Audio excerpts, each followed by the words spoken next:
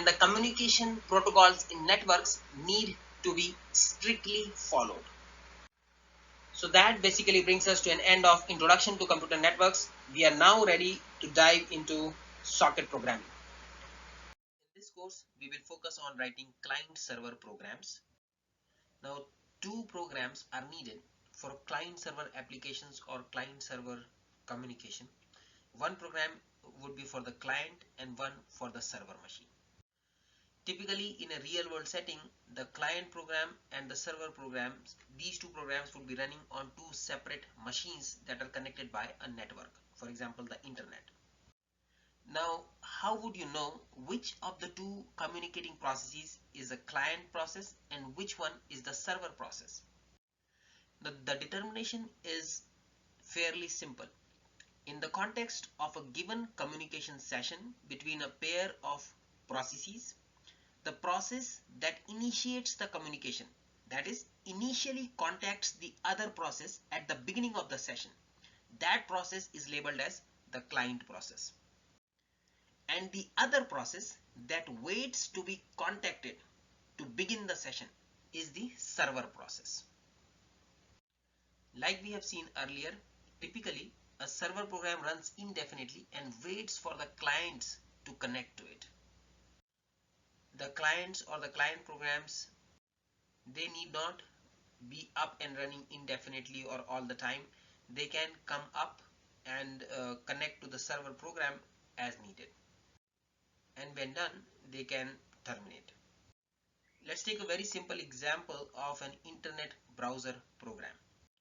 In a typical use case, a user starts the internet browser program on their machine, enters the URL of a website that he or she is interested in visiting to download the relevant HTML pages from that website.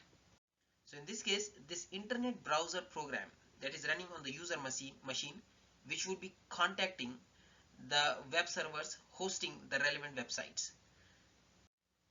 This internet browser is the client program. As opposed to this, the programs running on the web server machines which respond to the client's requests by sending the relevant web pages are the server programs. It is important for us to realize that here we are talking about client-server communication, which is a form of inter-process communication between two processes, a client process and a server process, which are each running on two different machines. Now, in order for a process on one machine to send a message to a process on another machine, the sending process must identify the receiving process. To identify the receiving process on another machine, two pieces of information are needed. So the first piece is the address or the name of the host machine, and the second piece is an identifier that specifies the receiving process in the destination machine. So let us start our discussion with the address of the host machine, the first piece of information. In internet applications, the destination hosts or machines are identified by their IP addresses. You can think of the IP address as a 32-bit quantity that uniquely identifies the host. Note that the IP address of any host which is connected to the public internet needs to be globally unique. The IP address is typically specified in a dotted format like w.x.y.z. Note that each of these parts, W, X, Y, and Z, these are 8-bit each. And so the total across 4 parts is 32 bits. Since each of these parts is 8-bit unsigned number, the range of these numbers is 0 to 255. As an example, the IP address of the CS1 server in the department is 10.124.72.20. I should point out that 32-bit IP addresses are part of IPv4. The newer IPv6 standard allows for IP addresses to be 128 bits. If you are interested in determining the IP address of the CS1 server, log on to the server and simply run this command hostname -i. This will return the IP address over here. Whenever a client program wants to connect to a server, the client needs to know the IP address of the server machine. At this point, you might wonder, usually on the internet, when you are accessing a website, you don't really need to specify the IP address of the web server. You simply open your web browser program and enter the URL of the website you are interested in visiting. So where does IP address come into picture over here? Well, note that it is very difficult for us humans to remember these long IP address numbers. And therefore, we associate host names and domain names with the networked server machines. So we humans can use these friendly host names to refer to the server machines on the network. And these host names and domain names are translated into corresponding IP addresses using a domain name service. So in simple terms, you can think of this DNS or the domain name service as the phone book for the internet. It essentially translates the human-friendly computer host names into their corresponding IP addresses. So for instance, let's say you wanted to access this website example.com. The DNS service will translate this into the IP address 93.184.216.34, which is the IP address corresponding to this particular website. Recall, we saw that two pieces of information are needed to communicate with a process running on another machine. First was the IP address. The IP address will help us connect to the server machine inside which the target process is running. However, just the IP address is not sufficient, because note that, let's say this is our machine. Inside this machine there could be several different network applications or processes executing. There could be an email server, there could be a file server, there could be several other networking applications that are executing inside this server machine. So how do we know which of these several processes running inside the target machine we want to communicate with? This is where port numbers come in. The port number specifies or identifies the receiving application that we want to connect with. Please note that the port number here is not the same as the hardware ports that we have talked about in context of IO devices. This port number is a simple integer. This is different from the hardware ports. Different network applications use different port numbers that we can use to identify the process, the network process or the network application. Popular network applications have been assigned some specific reserved port numbers. So for instance, SSH uses port number 22. An email server using SMTP protocol uses port number 25. Similarly, a web server uses port number 80. If you are curious and would like to know more about the port numbers for all the internet standard protocols, please visit this website. Or you could also look at this file on CS1 server. The networking applications that do not have a pre-assigned reserved port number, they need to agree upon a port number for communication. So for instance, if you were to write a client server program, your client and server processes would need to agree upon an available port number to communicate with each other. Usually port numbers above 1024, this number, they are not reserved and they are available or free to use. In the networking assignment that is coming up, I'm planning to assign a range of port numbers, so please use one of those assigned port numbers. In general, if you, let's say, randomly try to use one of the port numbers above 1024, let's say you try to use this port number 2001, if it is available, if no other networking application is using this port number at the moment, you can use it for communication. However, if it is already in use by some other networking application, you will get an error message and you can simply try randomly generating other number greater than 1024 as port number. Like we have seen, most applications consist of pairs of communicating processes, where the two processes in the pair send messages to each other. Any message sent from one process to another process must go through the underlying network, for example, the internet.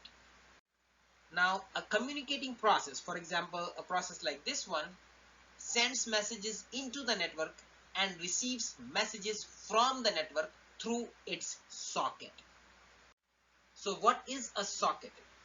A socket is an abstraction provided by the operating system which treats a network like a file that we can read and write. This picture over here illustrates socket communication between two processes that communicate over the internet. So essentially, a process that wants to send a message over the network will write onto this socket, and these writes into the socket would be translated by the operating system into message transmissions over the underlying network. Similarly, a process that wants to receive messages from the network will perform read operations on the socket, and the operating system will translate these read operations into message receptions from the underlying network. As you can see in this picture, a socket is an interface between the application program and the underlying network. We can also think of the socket as an application programming interface between the process and the underlying network. And that is because the socket is the programming interface with which network applications are built in the internet. If we look at this picture over here, there are two sides to the socket, right? So there is this application side and then there is this network side. The application programmer has control of everything on this application layer side of the socket. However, the developer has very little control of the network side of the socket. So for most part, the low level details of the communication of the network communication are handled by the socket. Let me give you some examples of the very few things that developer can control on the network side of this communication, right? So one is the developer can specify the protocol, this protocol to use for the underlying network communication. So in this example, we have to specify the TCP protocol, but it could also have been a UDP protocol. Don't worry about these specific protocols right now. We'll talk more about these later in the unit. For now, you should know that this is one of the things that the developer can specify. Some other examples would be parameters for the communication on the network, for example, the buffer size. Similarly, the maximum segment size and so forth. Soon, we will walk through an example client-server program written using Socket API. In general, though, we will expect these programs to be as generic and operating system independent as possible so that they can be run across multiple platforms.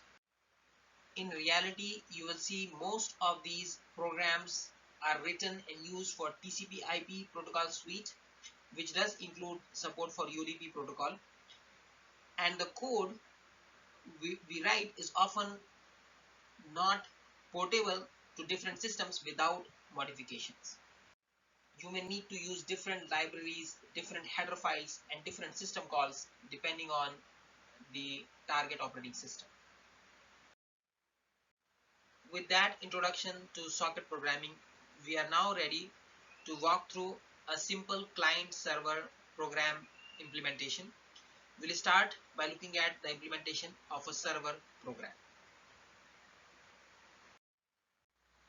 This slide summarizes the steps that are taken by a client program and by a server program for communication in a client-server interaction model. As you can see, the steps are not the same for the client and the server program. Let's first go through the client process. For this discussion, let us assume that somewhere a server process is continuously running and waiting for incoming client requests. The client interested in communicating would first create a socket using the socket system call. Once the socket is created, the client needs to connect to the server. So for establishing connection to the designated server, client will use a connect system call. After establishing the connection, the client can communicate with the server. It can send and receive data from the server. Now, there are many ways of doing this communication, but one of the simplest ways of communicating would be using the read and the write system calls, like we discussed briefly earlier. And finally, when the communication is done, the client can close the connection using a close system call. Let's now walk through the steps involved in creating or starting a server. When we are starting a server, the server will also first create a socket, again using the socket system call. Once the socket is created, we need to bind this socket to a port number on the server. This is the port number on which the server will listen or wait for incoming client requests. We will bind the server socket to a port number using the bind system call. After this, the server will listen or wait for incoming connections using the listen system call at the designated port number. Next, using the accept system call, the server will accept an incoming connection request. Usually, this call to accept system call blocks until a client connects with the server. Once a connection has been established, the server can communicate with the client. Again, one possible way of doing this is using the read and the write system calls. Once the communication is done, the connection can be closed, again using the close system call.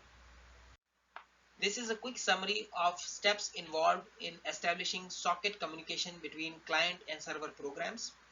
Note that in this summary, we are assuming that the communicating client and server programs are using TCP, Transport Layer Protocol.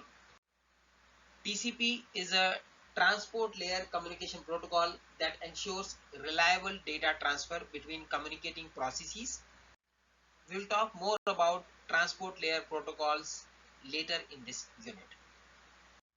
Before we walk through the code for the client and the server programs, let us see how to run these programs and what is the expected behavior, how they interact with each other.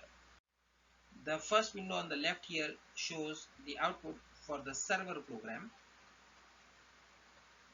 and the second window here on the right shows the output for the client program. Both these programs were executed on the CS1 server.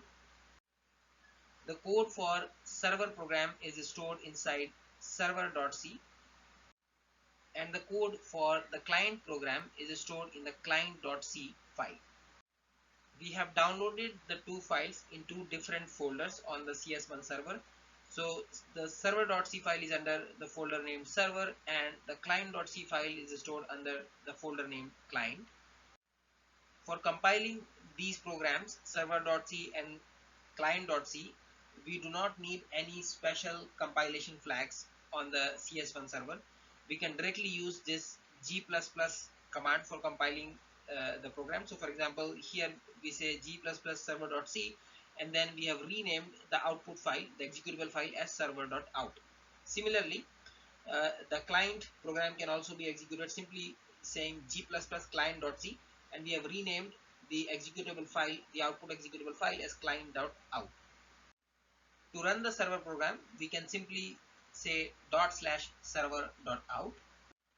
Note that this server process is expecting a port number as command line argument, which we have not provided over here, and that is why the program prints an error message and terminates.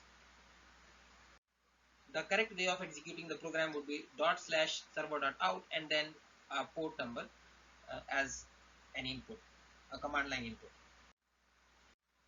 Typically, you can choose a port number in the range 2000 to 65,535. These are usually not reserved. Uh, Here I have randomly picked this port number 23,456, which happens to be available, and that's why there is no error message after this. However, if you happen to choose a port number which is occupied, which is already in use by some other process, then the program will tell you so. It will print a message and terminate. So you simply need to choose another port number and try again. Now in this case, this particular port number happens to be available, and so the server will block until it receives a connection or a message from the client. So at this point, the server will keep running, but this particular server will not print or do anything until it receives a message from the client. So let's now go on and execute our client. So recall, we have already compiled the client.c program, and we have created this executable client.out. The client program also expects two command line parameters. So the client program basically needs the IP address or the host name of the server machine which we need to contact, and second, the port number on which the server process is listening.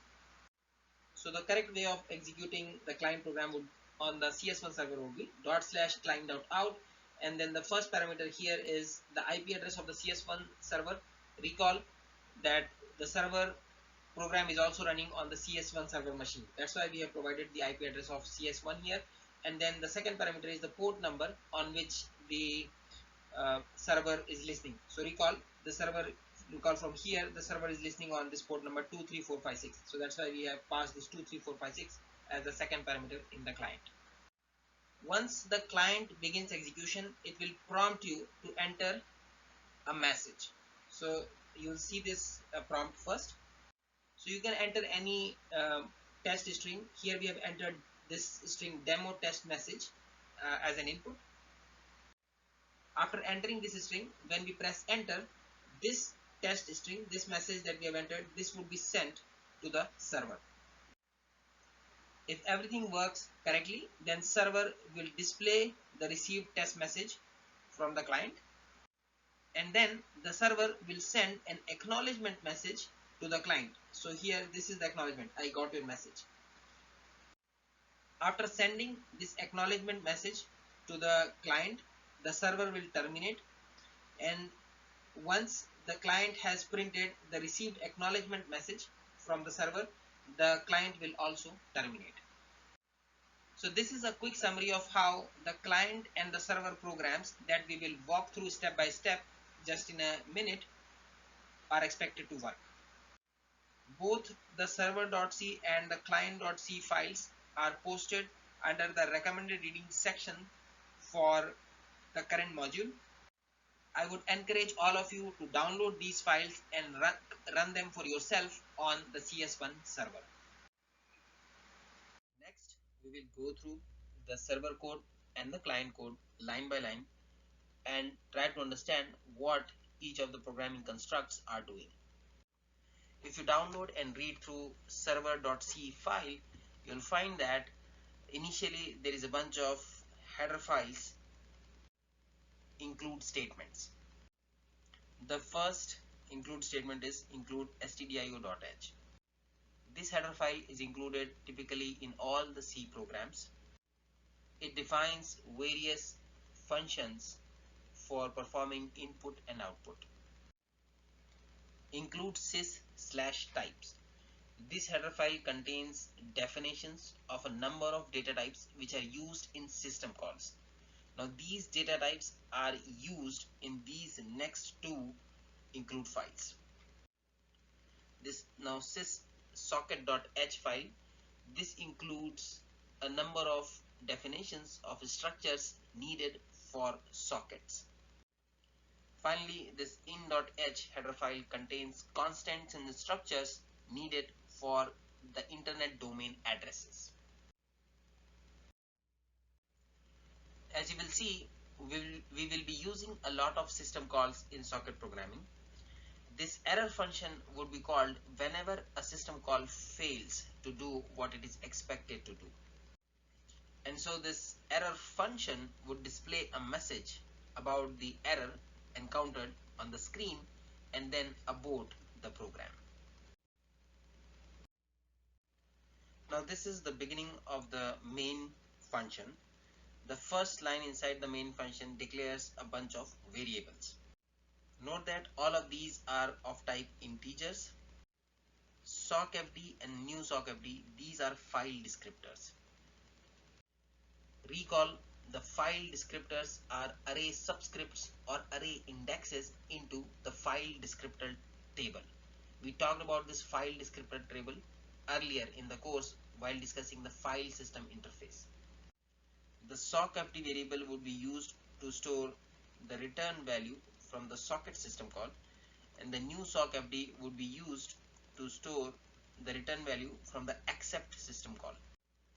The port number variable, this variable would be used to store the port number on which the server accepts connections. The client variable stores the client's address size. This is needed for the accept system call. And finally, this integer variable n, this would be used to store the return values from the read and the write system calls. So for instance, the read system call, it returns the number of bytes or characters that it read. Similarly, the write system call returns how many bytes or characters did it write. So these values would be stored in n. Next in the program, we have defined this character buffer of size 256. When the server reads characters or bytes from the socket connection, these characters would be stored in this buffer after retrieving from the socket. Next, we have declared two instances of this structure sock address underscore in. Now this structure itself is defined in the header file in.h, and it is used for containing or storing the internet addresses. So here the first instance of the structure serve underscore address, this would be used for storing the address of the server itself, and this second instance client underscore address, this would be used for storing the address of the clients which connect to the server. Let's quickly walk through the definition of sock address underscore in structure which we mentioned on the previous slide. So here is the definition of the structure.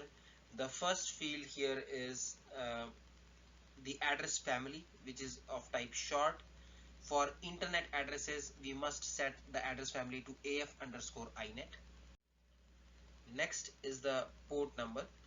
So on the server socket, we'll be using this to specify the port on which to listen on. The third field here is an structure of type in underscore address. Now this structure, it's a very simple structure which has only one field, and this field is an unsigned long called s underscore address. So this third field actually is used for storing the IP addresses. Finally, we have this character array sin underscore 0. This is not used, and as a convention it will be set to zeros. This if statement over here ensures that when the user runs the server program, the user needs to pass a port number on which the server will accept connections. Now this port number needs to be passed as a command line argument. If the user does not pass the port number as a command line argument, then this if statement would print an error message, and we will terminate the program. Next, this socket system call is used for creating a new socket. It takes three arguments. The first argument here is the address domain of the socket. There are multiple possibilities for the address domain. So for example, we have Unix domain. The Unix domain is for two processes which share a common file system. And another example of the address domain would be the internet domain. So this internet domain is used for any two hosts on the internet. If the two hosts are going to communicate over the internet or in the internet domain, then we will specify this as AF_INET. That's the address domain. Instead, if you wanted to use or specify Unix domain, then this constant would be AF_Unix. However, for our purposes in this course, we will be using only the internet domain, and so you will see in all the examples in this class, we will be using AF_INET as the address domain. The second argument here is basically the type of socket. Again, there are multiple choices here. So the first choice we have is a stream socket, and the second choice is the datagram socket.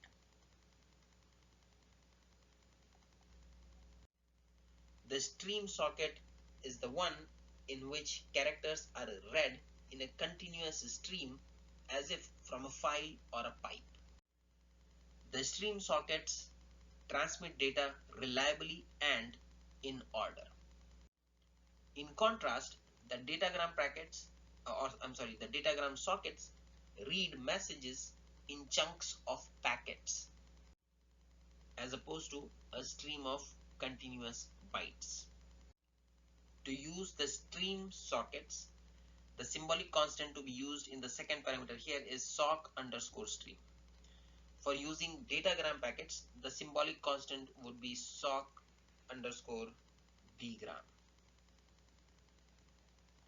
In this example, we are going to use we are going to use stream sockets, and that's why the symbolic constant here is sock_stream.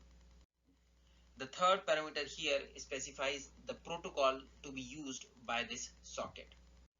If we specify a 0 as this third argument, the operating system will choose the most appropriate communication protocol automatically for us for this socket. For our purposes in this course, we will always specify this third argument as 0 and allow the operating system to choose the most appropriate protocol. Now typically the way this works is, if we have specified the second argument as sock_stream, right? If we are using the stream socket, the operating system will choose the TCP protocol. If we have specified a datagram socket, then the operating system will choose a UDP communication protocol. So that is a quick summary of the socket system call.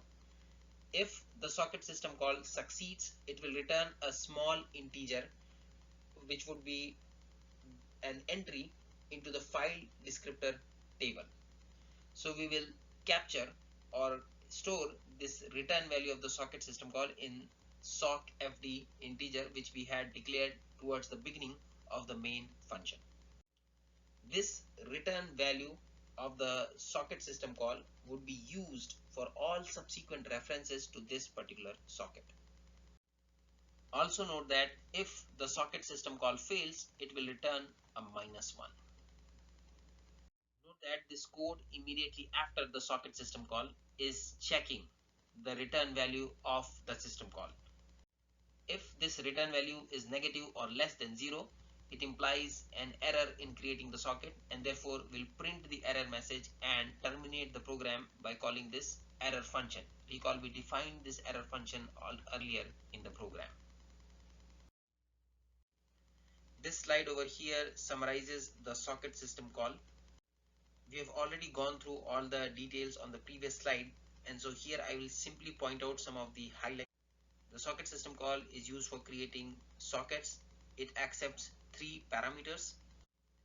The first parameter is the address family. For internet addresses, we will always set this address family as AF_INET constant. The second parameter is the type of socket. The socket type could be either a stream socket or a datagram socket. In our example, we are using a stream socket, which is specified by using the symbolic constant sock_stream. And the third parameter is the protocol to be used by the socket. On the previous slide, we saw that if we set this protocol to 0, the operating system automatically selects the appropriate protocol, communication protocol, for the type of socket that has been specified in the second parameter. So basically, for the stream sockets, the operating system will select the TCP protocol, and for datagram packets, the operating system will use the UDP protocol. Nevertheless, if you would like to specify the protocol yourself, for stream sockets, you can specify the use of TCP protocol via this symbolic constant IP proto underscore TCP. As we have seen, if the system call succeeds, it will return a socket number, or basically a file descriptor. The file descriptor is typically a positive integer. However, if the system call fails, then it will return a negative number. Recall, the B0 function sets all values in a buffer to 0. It accepts two arguments. The first is a pointer to the buffer, which we want to set to zeros, and the second is the size of that buffer. So here we are using this function B0 to initialize this instance server underscore address to all zeros. Recall, this serve underscore address is an instance of struct sock address underscore in. We talked about the definition of this structure earlier in this lecture. Recall, the port number on which the server will listen for incoming connections is specified as a command line argument. So here in this line of code, we are using this function a to I to convert the specified port number from a string of digits into an integer for storing in this port number variable. We will now be setting various fields of serve underscore address, which basically stores the server address. Recall once again that this is of type struct sock address underscore in, and this structure had 4 fields. The first field is a short of type sin underscore family. Sorry about the mix-up. Sin underscore family is of type short. This field, recall, is used for specifying the address family. For our purposes, we are using the internet addresses, and so we will set this field to the symbolic constant af underscore inet as shown over here. The second field in server address is the unsigned short sin underscore port, which contains the port number as the name specifies. Here it is necessary to convert this short integer port number into network byte order using this function h2ns. This function will convert the integer or the short which is currently in the host byte order into a port number in network byte order. We'll talk more about the byte ordering later in this lecture. Recall, the third field in the server address is a structure, which is basically struct in underscore address type, which contains only a single field, unsigned long s underscore address. This field contains the IP address of the host. Now for the server code, this IP address will always be the IP address of the machine on which the server is running.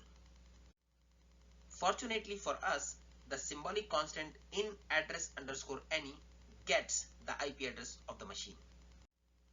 There are a few advantages of using this symbolic constant as opposed to directly including the IP address of the server machine here. The first advantage of using in address underscore any symbolic constant is this allows your program to work on a machine without knowing the IP address of the machine. So at the runtime, this symbolic constant will figure out the IP address of the machine for you. Therefore, if you are moving your server code from one machine to the other machine, you don't need to keep updating the IP address in your server code. That is one advantage. The second advantage would show up if the server was running on a machine that has multiple network interfaces. So let's assume we have a server machine and it has two network interfaces. So let's say the IP address of the first one is 10.20.30.40, and let's say the IP address of the second interface is, let's say, 10.20.30.50. I'm just making this up for illustration purposes. In this example scenario, if the server running on this machine used the symbolic address in address underscore any, it would be able to receive packets destined to either of these two network interfaces. On the previous slide, we used this htons function, host to network short function, to convert a 16-bit integer into the network byte order. We will talk more about this later in the unit, why this kind of conversion is needed. But for now, you should know that different machines store integers in different orders. For instance, recall that an integer is typically 4 bytes. A short integer is 2 bytes. So let's say this is our short integer. Let's assume that this is the most significant byte of the integer and this is the least significant byte of our 2-byte integer. Now some machines, when they are storing this integer in their memory, they will first store the most significant byte followed by the least significant byte. In contrast, some other machines, when they are storing the same integer in their memory, they will first store the least significant byte and then the most significant byte. Because of this difference in the storage of integers or representation of integers in different machines, integers must be converted into a standard network byte order before they can be transmitted. And this conversion of an integer from its native or local host byte format to the standard network byte order or network byte format is done by the htons function. The parameter passed to the function is simply the integer, the 2-byte integer currently in the host byte order, which we want to translate into network byte order. And the function basically returns the network byte order for the integer that we passed as a parameter. Note that htons is host to network conversion function for short integers. So short integers are 16-bit integers. There is a different function to make this conversion for long integers. Let us continue with our server code. Next in our code we have the bind system call. The bind system call binds a socket to an address. In this case, we will bind the address of the current host and the port number on which the server program will run. The bind system call takes 3 parameters. The first parameter over here is the socket file descriptor. So recall, this was returned from the socket system call when we created the socket. So this is basically the file descriptor of the socket that we want to bind to an address. The second parameter is basically the IP address and the port number to which we want to bind this socket. Recall, all of that information is contained in this variable serve_address. And the third parameter is simply the size of the address that we want to bind to the socket. Note that the second argument here in the bind system call is expected to be a pointer to a structure of type sock address. However, recall that this server address is a variable of type struct sock address underscore in, and therefore we need to typecast this specified address to the correct expected type using typecasting as shown over here. If the bind call succeeds, it will return a value of 0. If it fails, then it typically returns a -1. So that is why here we have the logic for checking the return value. If the return value of bind is less than 0, if it's a negative value, there was an error, and therefore we will again call the error function to print this error message and terminate the program. A simple example scenario where this bind system call may fail would be, let's say the socket is already in use on this machine. Let's assume the bind system call succeeded and we are able to bind the socket to the desired IP address and port number. Next, we will use the listen system call to listen on the socket for any incoming connections. The listen system call takes two arguments. The first argument here is again the socket file descriptor. Recall this was the return value from the socket system call. And the second integer argument here is the size of the backlog queue. To understand this backlog queue, note that there could be several different clients that might be interested in connecting to the server in parallel. So the size or length of the backlog queue basically indicates the number of connections that can be waiting in the queue while the server process is handling a particular connection. So in this case, we have made the size of the backlog queue 5. The maximum size for this queue in many systems is 5. Next, in the server code, we have the accept system call, which will cause the server process to block until a client actually connects to the server. Therefore, it will wake up the process when a connection from a client has been successfully established.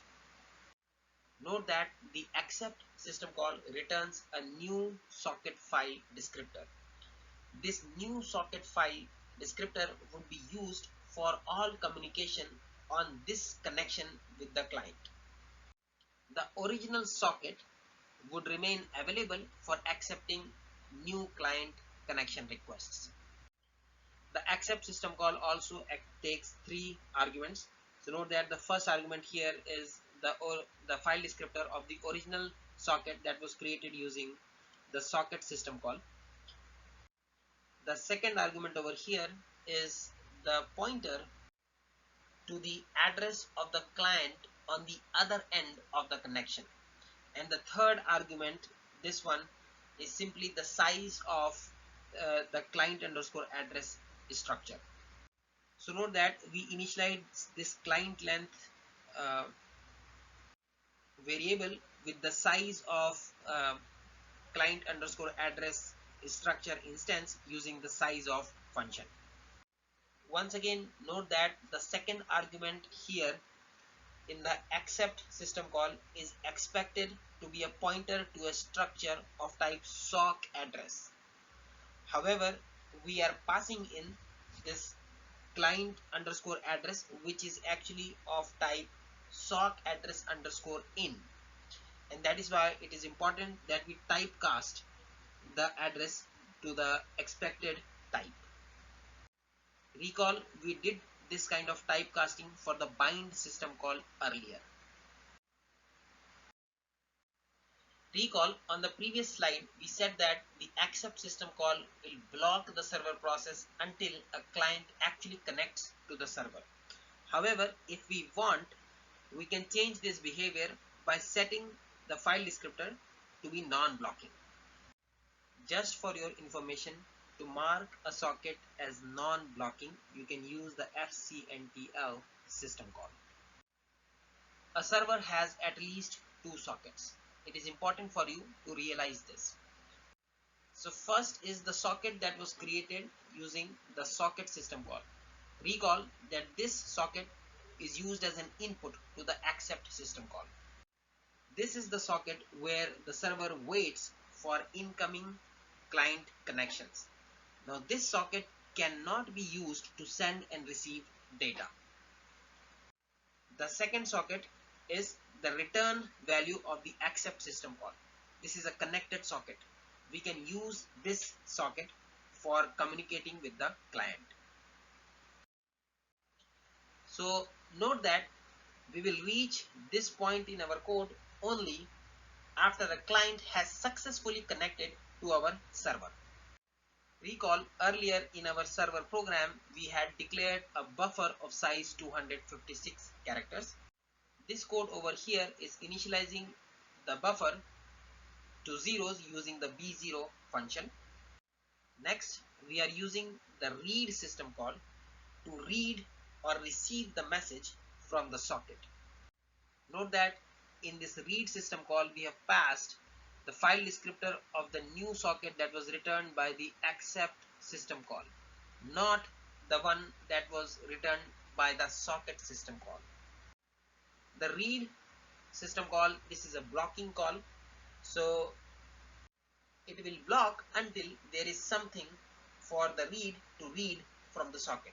So essentially it will block until after the client has executed its write system call. The second parameter in the read call is the buffer into which we want to store the characters that we have read from the socket, and the third parameter here specifies the maximum number of characters that we want to read from the socket. Note that this value cannot be greater than the size of your buffer.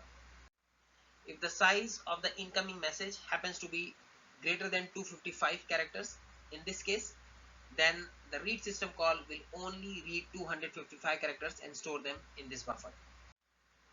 On the other hand, if the size of the incoming message is less than 255 characters, let's say it is only 100 characters, then that is not a problem. All the 100 characters can be read and stored in this buffer. The read system call returns the total number of characters or bytes that it has read from the socket, and that is what we are storing here in this n. If for some reason the return value n is negative, if it is less than 0, this means there was some error in reading from the socket, and so we will print the error and terminate the program.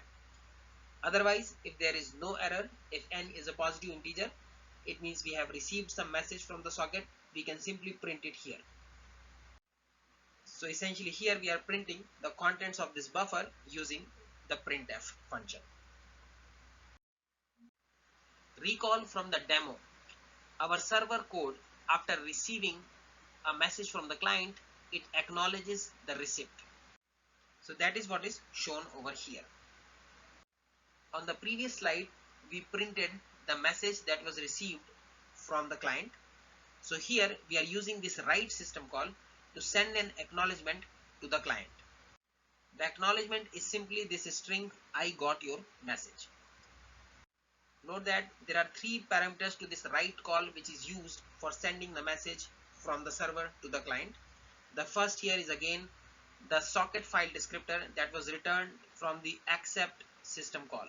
So it is important once again to re-emphasize that for communication both in the read as well as the write calls, we are using the socket which was returned by the accept system call, not by the socket system call. The second parameter here is simply the string that we want to send, and the third parameter is the length of the message that we are sending. In this case, this string I got your message has total 18 characters including the white spaces. The write system call also returns the total number of bytes or characters that it was able to write on the socket. This return value is what we are storing here in variable n. Once again, if this return value n is negative, less than 0, then there was an error in writing to the socket. So we'll print that error message here and terminate the program using the error function which we defined earlier. Finally, this return statement over here terminates the main function and also our program.